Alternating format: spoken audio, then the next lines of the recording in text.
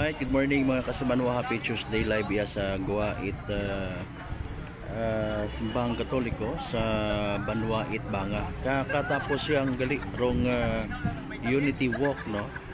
Pero rong part 2 rong Peace Covenant signing ay wa pa, nagaplastar pa yung iya sa Guwait Simbahan rong ato nga mga aspirante, mga kandidato para sa pagbuton nga national and local election 2025. Yarang grupo nanday Mayor Boy Redison. Kita man natin kina si mayoralty candidate Antong Maming. Iwa tayata kung sino mo sa. Okay. So hara ang photo ops. Nagpa-picture sanda sa tarpaulin aton Comelec, no? DLG, PNP, DepEd, ag PPCRP, tarpaulin mga kasimanwa.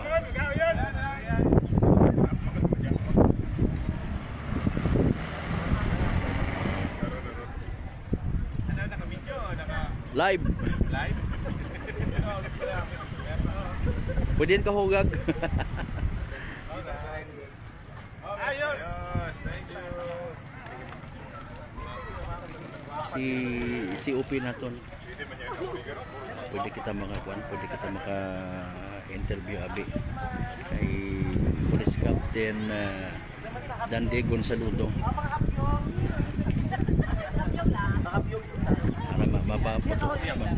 Sir, good morning. Pwede interview? Okay, habang nagapa-picture o aton niya kuan. Aton niya mga aspirants, no? Si kuan. Maambos interview tayo ngayong umaga kay Police Captain Dante Gonsaludo. Sir, magandang umaga, live tayo ngayon sir sa Energy FM Kalibo. Kumusta po yung part 1 ng activity natin, sir? Kompleto kaya yung mga candidates natin ngayong umaga? Sa nakikita ko sir, mga kompleto naman sir. Very cooperative naman sir yung mga candidates natin po dito sa sa Banga.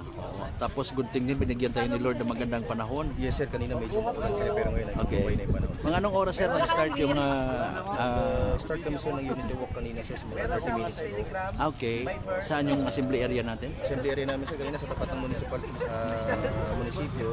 Then nag-ikot kami sa may rotonda, papuntas dito sir sa may church for sa misa namin sir.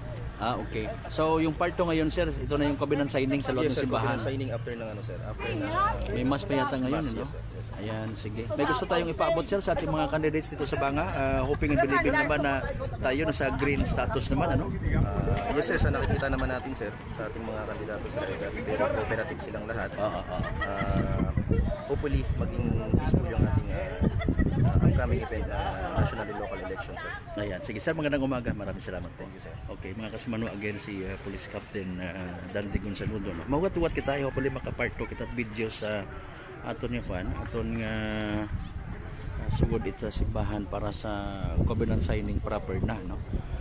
So again, pull out anay for pictorial purposes from tarpaulin, no? Ita aton nga peace covenant, no? Yatan nga taga Philippine Army man. Kaya karangani tuloy mga taga Philippine Coast Guard kita, iba pa nga mga agencies concerned relative sa dahil karang Unity Walk ag peace covenant signing mga kasimanwa. So wahagos it kuan, no? Wahagos it mga abo nga mga supporters. Hara lang so far napakita naton to actual nga scenario. Bukod imo it crowded, we just don't know kung may ito sa sugod. May kuan pa abi makaron, may misa pata, no? Kuan mga kasimanwa. Okay. We just don't know basi indo na sa pag umpisagon kay man initial labi nga sked actually is alas 9 at agahon.